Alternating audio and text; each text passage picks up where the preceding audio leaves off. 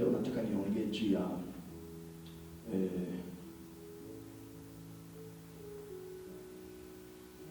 the 6 things that Jesus did on earth. Mambo 6 ambayo Yesu alifanya duniani. Kama hatutayamaliza leo, tutaendesha next Sunday. Sababu nataka niongee at least like 30 minutes ama ikienda sana 40 tuwe tumemaliza, na Mungu atakuwa ametubariki sana. 6 things that Jesus did on earth. Nafikiri ya kwamba hii ni maelekezo tu yangu mafupi ambao nimeona mambo masita, lakini naamini kuna mambo zaidi ya 6. Sawa sawa, kuna mambo zaidi ya 6. Unaweza kufanya utafiti wako pia, unaongeza mambo mengine, itakuwa ni kitu ya maana sana. Najua kama kuna kitu cha kwanza kinionyesha kama mimi nitakuwa mhubiri siku moja. Kitu cha kwanza kinionyesha kama nitakuwa mhubiri siku moja, sababu wakati wote mhubiri alikuwa anahubiri. Nilikuwa nasema pointi 6, nilikuwa naongeza zingine 6 sana. Akihubiri tu, kama anasema kitu, nasema na mimi hapo ningeongezea tena hivi. Hiyo ni alama ya kwanza inaonyesha kama huyo mtu atakuwa mhubiri siku moja. Amen. So kama mimi nasema 6, unaweza tafuta zingine 6 zinakuwa 12. Ukienda preach mahali unapewa revival ya 2 weeks. 6 wiki ya kwanza, 6 wiki ya pili. Unachapa revival ushago mpaka wanasema tulipata bishop kutoka Nairobi. Sema amina. Ni hivyo. Amen. Na Mungu atatubariki sana. Tungali katika msimu wa Easter, tunapokumbuka siku ambao Masia, the Messiah was died and be resurrected. Na siku hizi tunasherehekea. Ukisoma Act, wale wenye walikuwa hapa on Friday, tuliingia sana tukaongea juu ya Act chapter 1 from verse 1 up to verse number 8, ambao tunaona jinsi Yesu anamwambia watu wakitoka wasitoki Jerusalem, wakae Jerusalem hadi siku Roho atakapowashukia. Na Yesu, Biblia inasema ya kwamba alikaa for 40 good days. Akikaa hapo na wanafunzi akijifunua kwa watu, wakina Thomas wenye wakuwa naamini kama he was resurrected, alijifunua kwao na kuambia hata waguse mikono yake wawe na uhakika. Alijifunua kwa watu kadhaa, na pote alienda kujifunua. Biblia inatuambia kwamba hapo Act kwamba alikuwa anaongea tu habari za kingdom ya God. Na ninaamini ya kwamba habari za kingdom, the message of the kingdom of God, ndio message ambayo lazima ihubiriwe nyakati tuko ndani, ambayo ni nyakati za mwisho. Na ukiangalia kama mahubiri yote Yesu alihubiri, the message ambayo Yesu alikuwa na talks about the kingdom of God. Kila wakati wote ukianza kwanza John the Baptist alikuwa anawaambia watu ufalme wa Mungu unakuja, ufalme wa Mungu uko karibu. Eti watu mjiandae, maana siku ijua ufalme wa Mungu umekaribia. Yesu tu akikuja akaenda tu kwa hiyo line ya John the Baptist, akaenda akiwaambia watu tu ya kwamba the kingdom is near, the kingdom of God is near. Watu mrepent, you can change, turn back to God. Ilikuwa message ya Yesu sana. Alitenda miujiza, alifufua watu, alipatia watu chakula, alitenda mambo mengi sana. Lakini the major one, the main message, the big message, ile kubwa zaidi ilikuwa ku remind people about the kingdom of God. So ndio tuko katika msimu huu, tunakumbuka Yesu alifufuka, alishinda kifo na mauti, na sasa hivi tuko tunasema si kwamba alifufuka la Sunday, lakini miaka zaidi ya 2000 imepita, amefufuka kitambo. Na Biblia inasema ya kwamba anaketi mkono wa kuume wa Mungu Baba. Lakini nilisema ya kwamba Yesu kuja duniani hakukuja kwa sababu tu ya kukuja, lakini alikuja akiwa na purpose. Alikuja akiwa na malengo, akiwa na shabaha, akijua kile ambacho anakuja kukifanya duniani. Alikuja anajua kwamba ninakuja duniani si kufanya kitu kingine, kuna kazi inanileta, na hiyo kazi lazima niitimize. Ndio maana mkumbuke ya kwamba akiwa Gethsemane, katika ulimwengu wa Gethsemane, eti akianza kulia na kutoka machozi ya damu, aliona ya kwamba mwili unalemea, ndio sababu alikuwa anavaa mwili, lakini alikumbuka kilichomtoa mbinguni, sababu hakushiriki, hakusukumwa kwa nguvu. Lakini siku moja Biblia inasema, Yohana anasema ya kwamba nilifunuliwa, kulikuwa baraza mbinguni, eti Mungu Baba akasimama akauliza, ni nani tutakayetuma duniani? Eti kukakuwa kukakuwa ukimya mbinguni. Ukisoma Revelation inasema hivyo, eti kukakuwa ukimya mbinguni, kukakosa ni nani atakayesimama na kwenda kukifungua kile kitabu cha mihuri 7.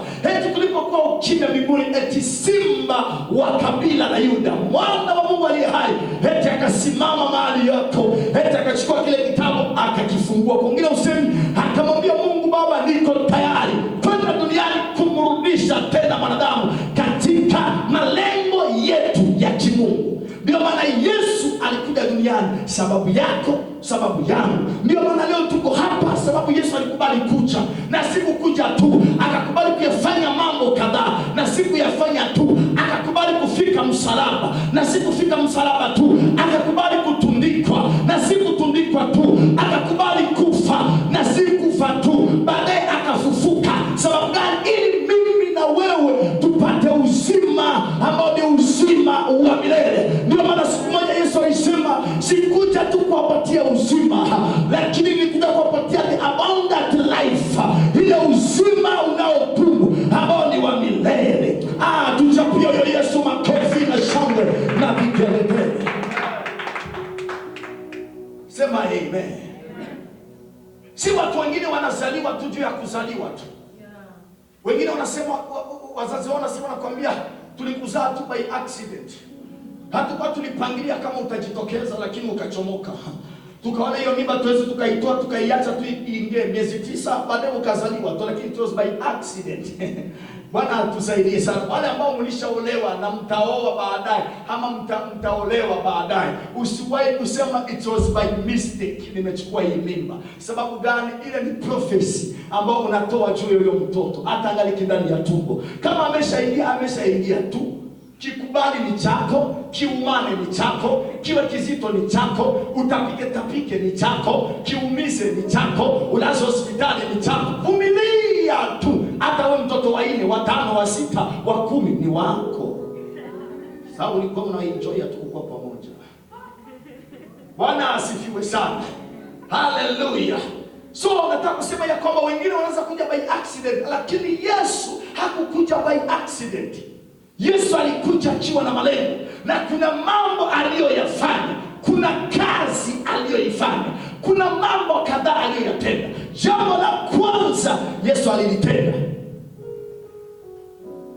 he revealed God to us. Akamfunua Mungu wa kweli. He revealed the true God to us. John chapter 17 and verse number 3. Hiyo ndio neno la kwanza, jambo la kwanza Yesu alilifanya. Alimfunua Mungu wa kweli. Hapana Mungu wa miungu, hapana Mungu wa historia. A true God. Akamfunua kweli. John chapter 17 and the verse number 3. Now this is eternal life, that they may know you, the only true God, and Jesus Christ whom you have sent. Hallelujah. They may know you, the true God, through Jesus Christ whom you have sent. 1 John chapter 2 and the verse number 4. 1 John chapter 2 and the verse number 4.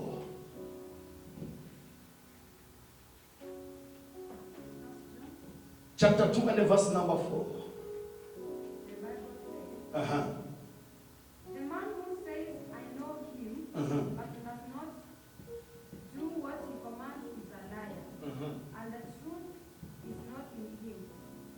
Amen. Hallelujah. He came to reveal the true God to us. Sababu gani alikuja kumfunua Mungu wa kweli? Ni sababu mwanadamu wa kwanza, mwanadamu mwenyewe alizaliwa katika asili ya kutokujua Mungu wa kweli. Alizaliwa ana ujuzi wa Mungu wa kweli. Alizaliwa mwanadamu alikuja ana ufahamu wa Mungu wa kweli. Ndio maana Yesu alikuja, kazi ya kwanza alikuja kuitenda ni ili aweze kumfunua, to reveal a true God to us. Sababu wengine wetu hatukuwa tunajua Mungu wa kweli. Wengine wetu tulikuwa tunatafutisha. Hata mimi mwenyewe nakumbuka nilikuwa natafutisha kujua Mungu wa kweli ni gani. Siku moja nikajikuta nimeenda Catholic, nikataka kujua Mungu wa kweli ni gani. Nikaona wale watu wanaenda nyuma ya padri wanamshinikiza, nikasema nataka kuwa kama wale watu. Inawezekana wale sababu karibu na padri na wanatumika kwa altar kule mbele, wanaweza kuwa wanajua Mungu sana. Nikaanza uliza kukua mtu ule anatembea nyuma ya padri inaomba nini. Wakaniambia vitu za kusoma, masharti ya kufuata. Nikaona hapa kinaumana, hapa ni ngumu, sitaweza. Lakini nilikuwa na hiyo shauku, nilikuwa na hiyo kutaka, nataka nijue Mungu wa kweli ni gani. Siku nyingine hata nikaenda kwa mosque, nikaenda kwa Muslim, nikasema nijue Mungu wa kweli ni gani. Maana niko na hiyo shauku. Naona watu wanaomba, naona watu wanaenda kwa kanisa, wanaenda kwa Catholic, wanaenda kwa hizi Pentecost church, wanaenda kwa mosque, wanaenda wao, kila watu wanadefend Mungu wao kwa njia moja ama nyingine. Lakini nikakuwa na hiyo shauku because my father was a Catholic. Na my brothers and sisters, kuna wale walipata ubatizo wa Catholic wangaliki watoto wadogo. Na nilitaka kujua, okay, ndio Catholic, my father was a Catholic. Akili mimi lazima nijue, lazima nipate revelation ya Mungu ninayemfuata ni nani, anakaa namna gani, anaishi aje, ako namna gani. Nikajikaza kutembea kweli, nilienda hata nikasoma mambo ya Qur'ani, nikataka nijue Mungu wa kweli ni gani. Nikaenda nikajifunza, nikaingia kwa wale ile mama group zinakuwa za Catholic, mnaziona zile hata wanavaga tu mavitu hivi kwa shingo hizo.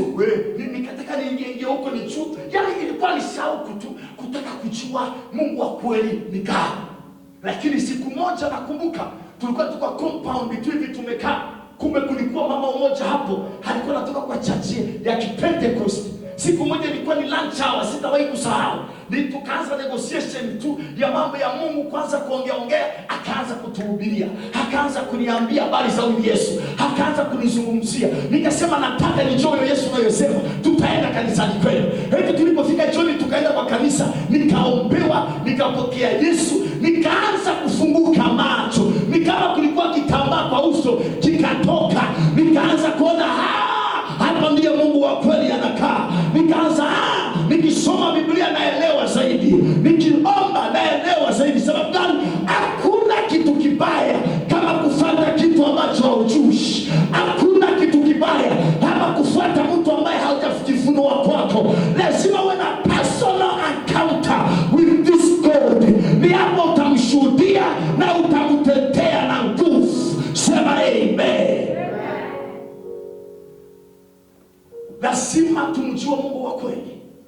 Mahali kote Yesu alitembea, alitaka kuambia watu lazima tujue huyu God. Lazima. Maana wengine walikuwa na confusion. Wakina Mapharisees, wakina manani, wao wote walikuwa na confusion, walikuwa hawaelewi. Wengine walikuwa na maswali, wengine walikuwa wanatembelea kwa sheria tu ndio walikuwa wanaishi. Ukifanya dhambi lazima uawe, ukifanya makosa lazima upigwe mawe, ukifanya ni. Wengine wanaenda katika mambo yenye hawaelewi, wengine wanafuata tu sheria, lakini hawajajua Mungu wa kweli. Napendaga story moja iko katika kitabu cha Acts chapter number 5. Inasema eti kuna jamaa mmoja alikuja, akaingia katika huyo mji, eti akaanza kitu kinaitwa kama fellowship. Huwa ninapenda hiyo story sana. Eti alipoanza kitu kama fellowship, eti akajikusanyia watu karibu 400 people wakakuja kwake.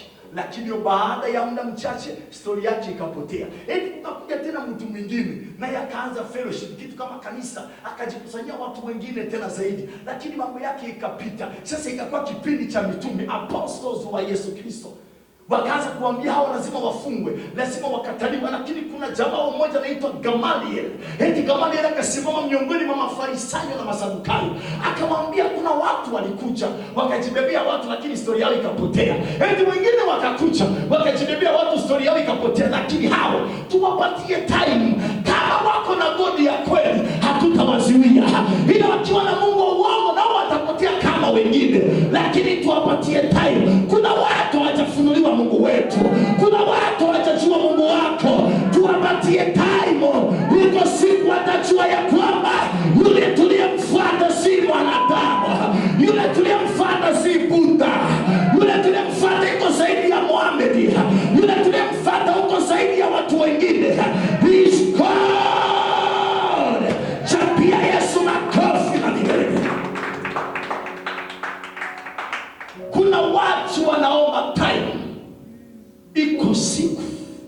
watajua Mungu wako. Acha watu wakwambie kisi wanataka kwa ploti. Wengine wakutusi kisi wanataka. Wengine wakwambie tangu niombeaga huyo Mungu hatujaonaga change. Lakini mimi ninajitokeaga nje. Nikijipatia chizeo huko napata ndoa.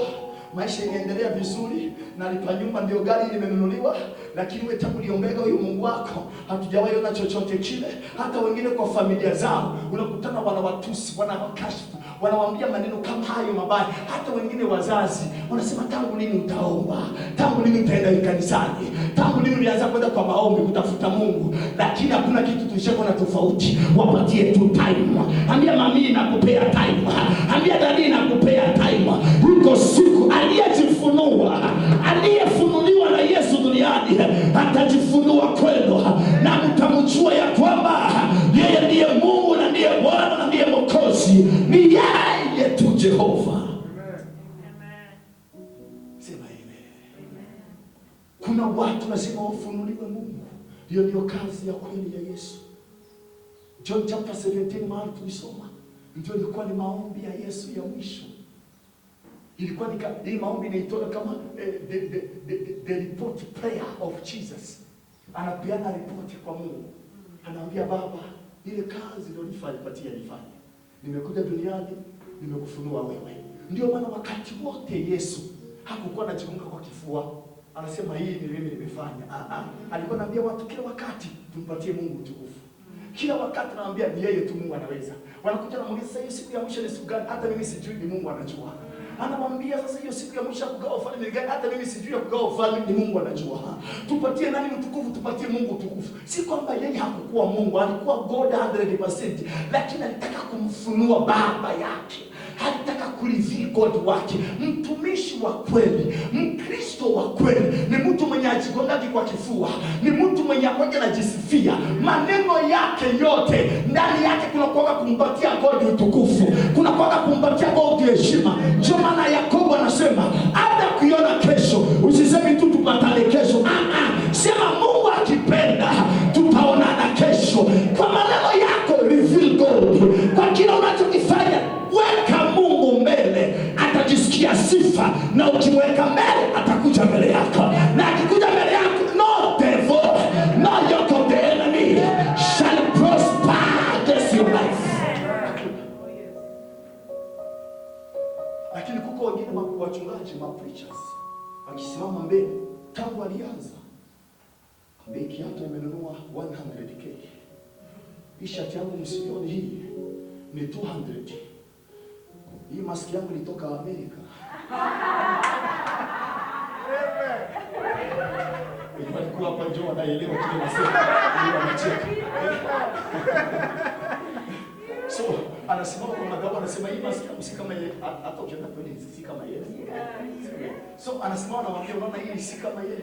Hii imetoka Amerika ipanda ndege. Anakuambia hizi vitu anajisifa, anasema mimi gari zangu ni hatari. Anakuambia magari hapo nayo na mimi. Tangu message alianza mpaka mwisho hakuna jina la Yesu. Hakuna kumpatia God utukufu. Huyo mtu mpatie siku atapotea kama hawatu 400 waliopotea. Huyo mtu mpatie muda fulani tutamkosa. Historia yake itaisha. Sababu gani? Hakuna kureveal God katika mambo yake. Christianity kitu ya kwanza tunapaswa kufanya ni kusirisha huyu Yesu aliyekufa na akafufuka kwa ajili yetu. Ni kupanda bodaboda, una reveal God kwa bodaboda. Ni kupanda matatu, una reveal God kwa mtu wa matatu. Ni kwenda kwa soko, una reveal God kwa ule mama mboga, ule mtu wa chini, ule hasa, una reveal God kwake. Unaponunua kitu, unamwambia kwamba bado Yesu anakupenda. Mimi naokoka, mimi napenda. Ukienda kinyozi, reveal God kwa huyo mtu. Ukienda salon, reveal God kwa huyo mtu. Wajua ya kwamba kuna Mungu uko na yeye. Sema amen.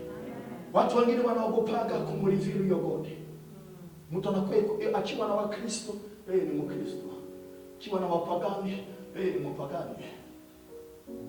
Akiwa kwa Wakristo ni gospel song.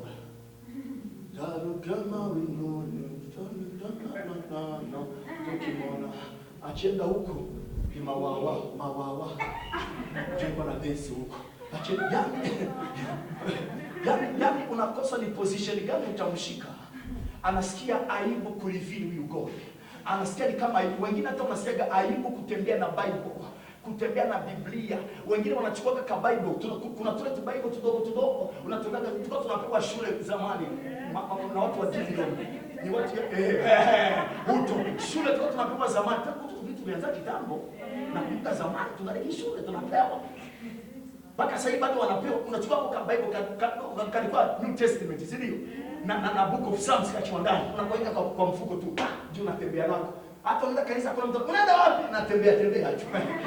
Hata useme unaenda kanisa, natembea tu. Ukifika kanisa njoo unaangalia nje kabla uingie kwa gate ya church, kama kuna mtu anakuona unaingia ndani. Ukifika ndani unatulia. Ukisema Bible unafungua hapa unasoma ukimaliza. Shida sasa kama pastor aongelee juu ya Old Testament, unapotea. Maana haikuwa na Old Testament, ilikuwa na New Testament. Na Psalms peke yake. Sasa unatafuta, unajifanya kama iko ndani na tunajua kama hakuna. Ni wao unajifanya, tunajua kama hakuna Old Testament. Hakuna isipokuwa Book of Psalms. Sasa unajifanya tu hapo, ibada ikiisha wewe ndio wa kwanza kutoka, hata nao umedegresa haijasemekana. Sababu gani? Mtu anaogopa kureveal hiyo God. Anaogopa kusema kama he's a Christian. Anaogopa kusema kama anaokoka. That is a big mistake. That is a big mistake. Amen. It's a big mistake. Lazima kama shule mahali unasoma, uwe high school, uwe university, onesha kama unaokoka. Onesha watu position yako. Reveal your God. Na kumbuka mimi ningali shule tukua class sasa nyingine tunakutana teacher hajaingia. Na kumbuka sitawahi kusahau nikiwa primary class 3 grade 3 ile inaitwa leo grade 3. Nikiwa class 3 primary na kumbuka siku hiyo teacher amechelewa, nikasimama nikaambia watoto wote mnyamaze, acha tuombe. Wakanyamaza, nikamwambia mkijaribu, maana mimi nilikuwa kiasi mrefu kuliko wao wengine. Sasa wanaona kama mimi ndio niko mkubwa kuliko wao. So ukicheza ni kiboko. Naambia nyamaza. Wewe nyamaza, na wewe nyamaza, wananyamaza. Leo wakinyamaza wamefunga macho, tunaomba hata kuomba na peana exercise. Naandika exercise na wapeana fanya kila mtu chukua kitabu exercise fanya. Nakaa hapo mbele. Tukimaliza tunakosoa, tunafanya correction. Teacher anaingia na kumbe sitaweza sikumwambia teacher aliingia, akaniangalia akasema nani alifanya hizi vitu? Wakamwambia ni Allah. Nani alikupea hiyo ruhusa? Nikamwambia hapana, niliona mmechelewa, nikaona tu. Unajua kiti ya uongozi kinaanza tu kitambo. Mtu anaanza tu kama huyu atakuwa leader siku moja atakuwa ni hiyo tu unasema kwa wanafunzi wengine kimbele na kelele hicho. Ndio kitaitwa na watu. Lakini spiritual reign inakuwa ni maandalizi ya kitu kitakachokuja baadaye. Sema amen. Mpaka watu wote wakajua kama kuna kijana mtoto wako class 3. Mpaka huyo teacher akaenda naambia maticha wengine, anasema kuna kijana niko na yeye. Huyo kijana sijui ni wa aina gani. Mimi nakumbuka nikifika class 4, teacher wote walikuja kwetu kwa nyumba kuuliza mama, huyo mtoto ni wa aina gani? Sababu gani? Wakati watu wakienda wakati wa mapumziko, ile break time. Wakienda break time wengine wanafunzi, mimi nabaki hapo. Naenda chini ya kiti. Napiga magoti, ninaomba. Nikiwa class 4, ninaomba mpaka ile time ile 15 minutes itaisha, wanarudia, wanapiga ile kengele, wanarudia, ndio mimi natoka chini ya kiti. Mpaka siku moja mwalimu akakuja kwa nyumba, akauliza mama, huyo kijana ni nini? Huyo mtoto ni nini? Haendaji break time, anapoka tu hapo chini anaomba, anafanya nini? Mama akamwambia hata sisi hatujui. Ndio gisi yako. Hata pako nyuma mtanaga saa zingine nakwambia leo sitakula. Sasa saa zingine usikie ndio gisi iko tu. So ni kureveal God, ni kuonesha mtu position. Hata ilipofika high school ilikuwa hivyo. Mali kote nilienda nilikuwa najikaza kuonesha huyo God na kumfunua watu wajue position. Na kumbuka tukiwa high school, class nyingine ilikuwa karibu yetu, mbele yetu kidogo, msichana mmoja akashikwa na mapepo. Akapandwa na mapepo ndani ya shule kwa class. Teacher mpaka teacher katoroka, wanafunzi nduru piga fujo. Kisha wakasema tuite pastor, kuna pastor hapo class B, kuna pastor anaitwa Alan. Mumuite, wakachukua mtoto akambeba kwa ofisi. Nikaenda ndani na mimi director kwa alikuwa anijui kama mimi nakuwa Mkristo. Weka mikono, this is opportunity. Kemea pepo ikatoka. Kwanza siku hiyo nikipita director anambia sasa mtumishi. Hakuna furaha kama hiyo. Sema unamsirisha Mungu wako na huyo Mungu anaonyesha impact kwa watu kama si mwanadamu. Amen. Usiwe kama mtumishi mwingine. Majirani wake mmoja walipotaka na mapepo na wanajua kama ni pasta. Mapepo ikapiga nyumba mzima. Wakaenda kwa pasta. Kitu saa 8 saa 9 ya usiku wakagonga kwa mlango ya pasta. Kaambia pasta kaitika kwa lugha. Sema ni nini mnataka saa hii usiku? Akasema pasta, kuna majirani hapa, pepo zimewashika, njoo wasaidie. Unajua kitu aliwajibu? Aliwaambia maombi si paracetamol. Nendeni muwapatie paracetamol itaisha. Pasta naye hakujiamini. Akasema hiyo si maombi, mwende mpatie paracetamol itaisha hiyo. Hakutoka. Ilibidi wakuja watugongesi mali tulikuwa kwa nyumba, wakuja kutuita twende tuanze hiyo maombi na kufungulisha hiyo familia. Watu wa Mungu lazima tujue Mungu. Na utembee na Mungu unayemjua. Utembee na Mungu unayekuwa na uhakika na yeye. Utembee na Mungu uliyefunuliwa. Ndio maana kama kuna ombi ya kuomba, Baba jifunue kwangu. Nataka nikujue. Nataka nikuone. Ndio maana Moses alisema sitaenda kama sijui wewe ni nani unayenituma. Niambie kwanza unaitwa nani? Akamwambia go and tell them I am what I am. Go waambie, akamwambia akili hiyo haitoshi. Nionyeshe ni kitu gani wangine utawaambia jina, hawataitika jina. Watasema hiyo jina hata si hakuna maana. Tuoneshe muujiza. Mungu akamwambia ina shida, chukua tu fimbo yako piga chini. Alipopiga chini kageuka nyoka. Akamwambia gusa kwa mkia wake, kagusa kwa mkia kageuka fimbo. Akasema hiyo ni alama ya kwanza. Musa akamwambia iwezekani hii haitoshi. Hao watu ni vichwa ngumu. Na huyu Musa alikuwa hatari, complicated. Watu wakigugumiza wanakuwa very complicated sasa. Anaambia na kigugumizi tu kusema maliza leo ni masaa. Lakini anaambia God haiwezekani. Nionyesha alama nyingine. Mungu akamwambia ina shida. Akaleta ukoma kwa mkono wake mpaka hapa. Pa! Akaona mlio wote unachange. Unageuka ukoma. After some minute tena ukoma ukatoka. Akamwambia isiposhindwa ya kwanza kuambia mimi jina, waonesha alama ya nyoka. Ikiposhindwa nyoka, waonesha alama ya mkono. Katika hizo alama tatu kuna mmoja itaikisha watu. Na yenye ilitishia watu wengine zaidi. Sana kwa Farao ilipoletwa nyoka zake zikaangushwa hapo. Lakini ya Moses ilipoangushwa ikameza tunyoka tungine. Hata ulivini huyo bote atameza nyoka za shetani. Atameza. Tuko na Mungu jamani. Sijui kama watu wanaelewa. We have a powerful God.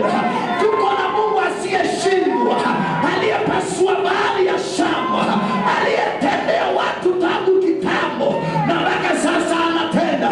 We have a God. Panakuwa na aibu. Matatu, simama kwa matatu. Ambia yako ndani patie 5 minutes niombee watu. Simama kwa matatu. Ombea watu. Mwenye anataka maombi anaomba.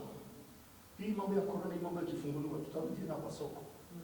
Jana tulikuwa na kwa soko na mama, nikaona mzee mmoja amevaa suti, ile suti inamshinda ukubwa. Kisha amewaka nani hapa anaitwa eti bishop. Bishop Apostle Street Pastor nini. Akachukua kitu kama box, akakifunga hivi ndio kwa microphone. Lakini watu kama ni mzee akakaa njaa nini na nini vitu kama hizo.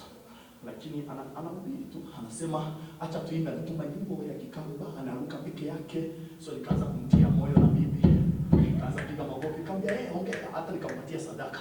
Nikamwambia ongea baba, ongea. Hata kama ni wenda wazimu wewe sema. Unasema Yesu sema tu. Hata watu walikuwa karibia niombe acha ongee mzee. Hata kama anaonekana ni njaa, iko njaa haina shida.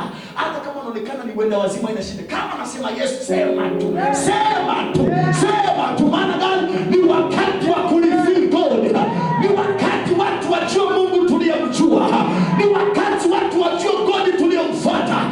Kuanzia kwa familia zetu, kwenda kwa majirani yetu, kwenda kwa maneiba zetu, kwa wale tunafanya nao kazi, mahali kote tunatoka kwa village, lazima wajue God tuliyemfuata. Funga. Hana mashaka. We have powerful God. Number 2. Nikimalizia kwa number 2. Naona tena. Leo tutaenda hizo zingine next Sunday. Naamini next Sunday zitaisha. Amen. Unajua kuna size nyingi unaongea kitu kwa kimoja unasikia tu ubaki tu hapo. Kama sasa hivi unasikia tu nirudilie tu kumfunua Mungu. Nasikia tu nirudilie tu hapo. Jamii acheni tufunue Bwana. Amen. Sema amen. Napendeka watu wanafanya evangelism, wanatembea wakiweka vibao, anavaa kibao. Accept Jesus today and you will be saved. Anaandika. anaandika nyuma anasema Jesus love you. Anaweka kibao anavaa anatembea kwa barabara. Hata ongea ukisoma tu unapata message. Amen. Yes. Acha tumuongelee huyu Yesu. Amen. Huyu Yesu. Wengine mitume walikuja wakapita. Wengine manabii walikuja wakapita. Wengine watu wakubwa walikuja wakapita, lakini yeye in 3 days alikuwa ametoka katika mauti. Alikuwa ametoka. Biblia inasema kwamba hata wakaweka mawe, wakaifunika kwa kaburi. Wakasema hata alisema atafufuka asitochi. Wakaambia watu, wakaambia hata akichomoka tujue kama labda walimuiba wanafunza manini. Wakaweka mawe, wakafanya nini vitu zote na maaskari wa kuchukua kaburi. Lakini walisahau kama yanaitwa multi system. Iko na manjia, ukifunga 10 anapita kushoto. Ukifunga juu anapita chini. Anaweza pita hata kwa ukuta anajichomoa. Akija angalia yake. Ndio maana sisi tuko na ruhusa hata ukiwa ndani ya choo umetulia. Ukiwa anaweza kajifunua kwako, ukiwa kwa bafu anaweza, ukiwa mahali kote anaweza. Sababu gani? Ni Mungu. Kwa njia zote anapita na mahali kote anaingia na anafanya kazi. Walishtuka tu. Jiwe limetolewa na malaika. Itakaliviingisha kisha kalikalia. Walipokuja kuangalia jamaa hayuko, jiwe kuna mtu anajua alitoa jiwe. Maaskari walikuwa wanachunga, wote walipata na viwewe, walipoteza ufahamu. Hakuna mtu alijua. Wanakuja kuangalia ndani, kwa kaburi hayuko, kwa kaburi hayuko. Hata shetani alifanya kelele kuzunguka malikote hakumpata. Kaburi hayuko. Yuko wapi sasa? Kwenda kwa makaburi mengine hakuna mtu. Wanakuja mitume kuangalia, hakuna. Mary Magdalena anakuja, akasema neema, akamwona Yesu. Yesu akamwambia usiniguse, nenda waambie wengine kwamba siko kaburini ila nimefufuka na ninakuja kwao, tukutanane Yerusalemu. Tunaongea Yesu aliyeshinda kifo na mauti, yeye aliyekaa mkono wa kuume wa Mungu Baba. Tunaongea Mungu mwenye uwezo. Aliuliza mauti, uwezo wako uko wapi? Aliuliza kifo, uwezo wako uko wapi? Siku ya 3 akafufuka. Leo tuko tunasema anatembea Yerusalemu akijifunua juu ya watu. Anatembea Yerusalemu akijifunua juu ya mitume na watu. Maana gani? Tuko na Jehova. We have a God, we have a God. Vile vigelegele mzuri na makofi na vigelegele. Ufunuo wa Mungu. Amen. Wa kweli. Namba 2. Yesu alikuja duniani kupatanisha watu na Mungu.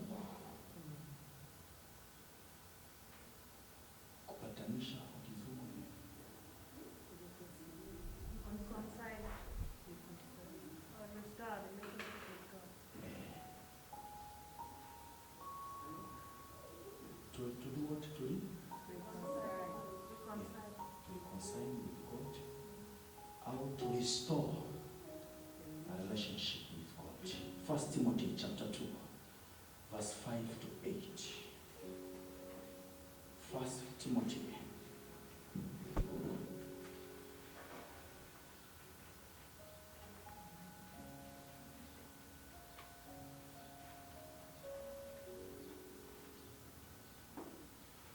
First Timothy chapter 2. Chapter 2 from verse 5 up to verse number 8.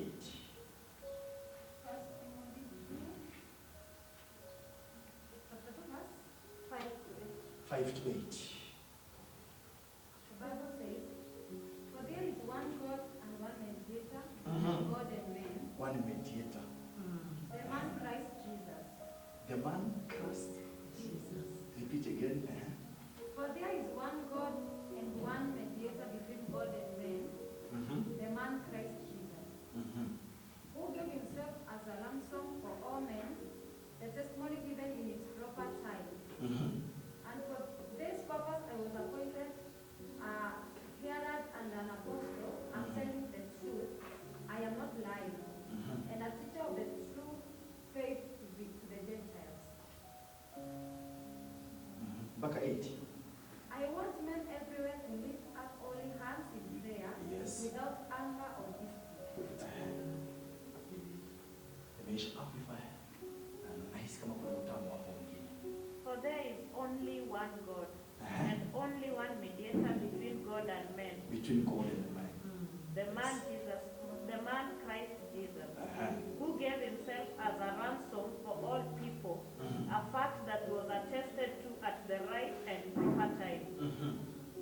And of this matter I was appointed a preacher and an apostle, special messenger. I am speaking the truth in Christ. I do not falsify when I say this, a teacher of the Gentiles in the realm of the faith and truth. I desire therefore that in every place men should pray without anger or quarreling or resentment or doubt in their minds, lifting up holy hands. Hallelujah. Hallelujah.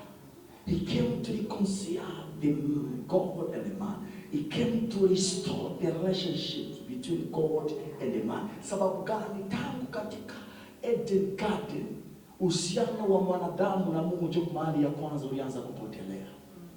Adam akakosa kufollow the instructions za God. Akajikuta uhusiano na Mungu tena umepotea. Akatupwa nje ya garden. Akaenda nje kabisa, uhusiano kapotea.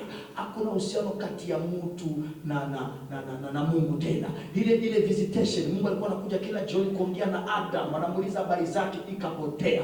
Ile ushirika ambao mwanadamu alikuwa naona Mungu ukapotea. Sababu gani? Sababu ya dhambi iliingia ndani ya dunia. Sababu mwanadamu alikubalia kumpatia na nafasi shetani, akaingia ndani ya maisha yake na kumpatia kazi alizopewa kama jukumu. Shetani akachukua hiyo nafasi. Sababu alikubali kufuata maagizo ya shetani, akakataa kufuata maagizo ya Mungu. Mwanadamu akatengana, mwanadamu akaachana na Mungu. Uhusiano wa mtu na mwanadamu ukapotea. Lakini God akaona si vema mwanadamu aliyemuumba kwa sura yake, kwa picha yake, with his own image. He created a man. Akasema huyu mwanadamu siwezi kukubali apotee tu hivyo. Ikakuwa mkutano mbinguni. Ndio kile Isaya chapter 6 alifunuliwa na yeye. Akaulizwa ni mtume nani? Akasema niko tayari Bwana, unaweza ukanituma. Ilikuwa ni mfano wa kazi ya Kristo Yesu kuleta ukombozi katika dunia hii. Yesu akakubali kuja. Kazi ya pili ambayo Yesu alikuja kuifanya, ilikuja kurudisha ile uhusiano iliyopotea ndani ya garden ya Eden, iliyopotea ya Mungu na mwanadamu, akuje kuirudisha. Ndio maana ukiona tabernacle jinsi ilijengwa. Tabernacle ilikuwa inajengwa, sio sehemu kila mtu anapasha kuingia. Kuna sehemu sanctuary ambao watu wote wanaingia, na kuna sehemu the holy place ambao ni makuhani walikuwa wanaingia, na kuna the holy of the holy hapo mbele ambao kuhani mkubwa anaingia mara moja kwa mwaka. Si kila mtu alikuwa, na ukiingia ukiwa na dhambi unakufia huko ndani. Lakini Yesu alipokufa Kalvari, Golgotha, Biblia inasema kile kitambaa kilikuwa kinafunga sehemu hiyo, kikachanwa, kikakatwa katikati kuanzia juu hadi chini. Kwa ngine usemi, Yesu akasema ninarudisha ile uhusiano iliyokuwa ndani ya Eden, ndani katikati ya mwanadamu na Mungu. Saa hii hauhitaji kuhani aingie holy in the holy. Hawezi kukuombea peke yako, unaweza ukaingia na unaongea na Baba. Hauhitaji mtu abebe mahitaji yako tena, hapana. Peke yako unaweza ukajiombea na Bwana anasikia. Sababu gani? Yesu alirudisha uhusiano kati ya mtu na Mungu. Ndio maana leo hata pastor anaweza kusimama na sema pastor anaweza kusimama anasema kanisa ninaomba hata msimame na nyinyi pia mniombee. Sababu gani? Kuna wakati maombi yenu pia ni lazima kwa ajili ya mchungaji. Amen. Na mtu mwenye anaishi kwa hii kanisa na haombiaje mchungaji ama familia ya mchungaji, kuna kitu ambacho utafanya. Amen. Sababu hiyo ni kitu lazima ukumbuke kila siku, kuombea mchungaji, familia yake, kuombea hata wachungaji wengine. Maana ile kazi ambayo wanaifanya si kazi ndogo, ni kubwa. Na shetani wanashambulia watu kama hao sana. Bwana asifiwe sana. Amen. Bwana asifiwe. So ni kitu ya maana sana kujua hiyo na kuitenda. Yesu sasa alikuja kurudisha hiyo mapatano, alikuja kurudisha hiyo uhusiano, alikuja kurudisha hiyo chemchemi. Sababu gani? Adamu alikuwa anaongea na Mungu. Unakumbuka hata hivi hata yeye alikuwa anaongea na Mungu. Sawa sawa. Hata Mungu wakati wanakosea, Mungu alikuja hata kwa hivi akaongea na yeye. So Mungu watu walikuwa na hiyo uhuru ya kuongea na God kisi wanataka. Ya kuongea ni kama tu simu unapiga mbia God uko wapi, nataka nikuongeleshe, wewe unasema niko hapa, niambie unataka. Unasikia ndio kisi ilikuwa katika shamba la Edeni. Kila jioni Mungu alikuwa anakuja anapiga story na Adamu, wanaongea, anaambia uko wapi, umeshindaje, kama hizo. Hiyo ndio kitu Yesu alikuja kurudisha. Saa hii sisi wote tunaweza tukajiombea. Saa hii hata wewe unaweza kaenda kuombea mtu wa mapepo na zinamtoka. Sababu gani? Yesu hakupatia uwezo machungaji, hakupatia uwezo the 5 ministers, hapana. Alipatia uwezo kila yoyote atakayemwamini na kumfuata. Iko na uwezo kuambia pepo toka na pepo inatoka. Ukiwa na hiyo imani uko na uwezo. Hakuna hii mambo ya kuambia hii kitambo hii ya kitambo sana. Wachungaji wanasema mimi nisipokuombea wewe hujaendelea. Nisipokuombea wewe unafanya nini? Hapana. Kuna maombi yako ni ya muhimu. Sisi kitambaa kilishagatolewa. Kitambaa kuna na hiyo miaka ilipita ya Wakristo, kila kitu chote mchungaji niombee, kila kitu chote niombee. Si vibaya kwambia mchungaji akuombe, ni vizuri, sababu ni kiongozi wako, ni leader, iko na hiyo anointing ya leadership na anointing ya kuongoza hapo juu. Ni vizuri kumpatia kwa, lakini lazima kujua ya kwamba lazima ifike kiwango nikomae. Nijue kuna mahali nitachukua mswaki, maji kwa hapa nitaenda nichukue, then niende mahali nipige mswaki, time imelea kwenda kuoga.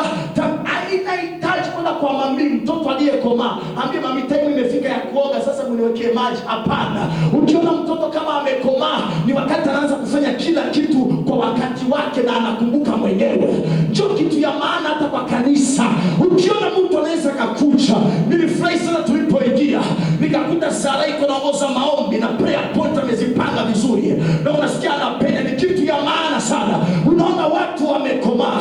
Hautasubiri mchungaji akuje, hautasubiri mchungaji aongee, hautasubiri mzazi aseme tu ufanye. Hapana.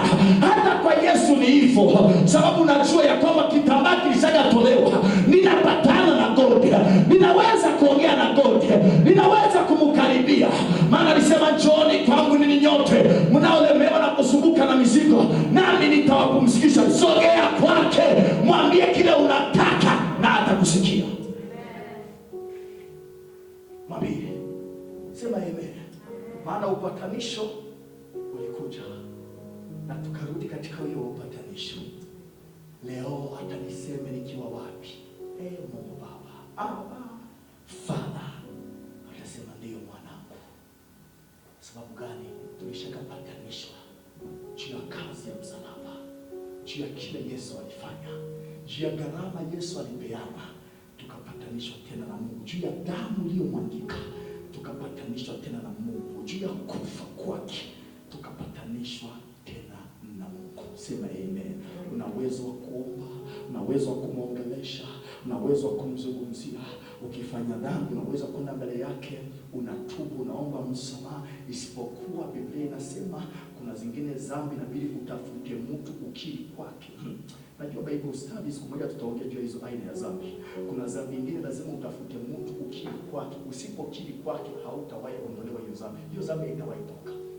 Utabaki unarudia ndani. Kuna nyingine dhambi tunazishinda tu tulizikiri kwa mtu mwingine. Ukiikiri kwa mtu mwingine inakupatia ujuzi, nguvu na uwezo wa kutokuirudia tena. Lakini ukisema nimeomba msamaha peke yangu, nimekiri peke yangu, nimetubu peke yangu, kesho tena utairudie, maana hakuna mtu mwingine anajua. Lakini ukikiri kwa mtu mwingine inakupatia hata nguvu zingine za kuishinda. Sema amen. Lakini kuna dhambi zingine unaenda mbele yako, mbele za Mungu peke yako, unatubu, unaomba msamaha, unaambia Baba nisamehe na nakusamehe. Unaita damu ya Yesu na inakutakasa. Sababu gani? Upatanisho umeshakakuwa. He is our mediator between us and God. Akatuunganisha tena na sisi. Sasa tunaitwa watoto wa Mungu, wa Baba aliye juu. Simama kwa miguu yako.